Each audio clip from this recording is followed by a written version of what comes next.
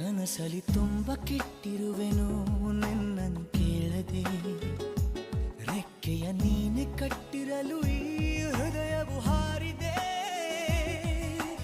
ನನ್ನ ಕೌತುಕ ಒಂದೊಂದೇ ಹೇಳಬೇಕು, ಆಲಿಸುವಾಗ ನೋಡು ನನ್ನನ್ನೇ ಸಾಕು. ಸಹವಾಸ ದೋಷದಿಂದ ಸರಿ ಹೋಗಬಹುದೇ ನಾನು, ನನಗಾಗಿಯೇ ಕಾದಿಟ್ಟುಕೋ ಹಠವೊಂದನು.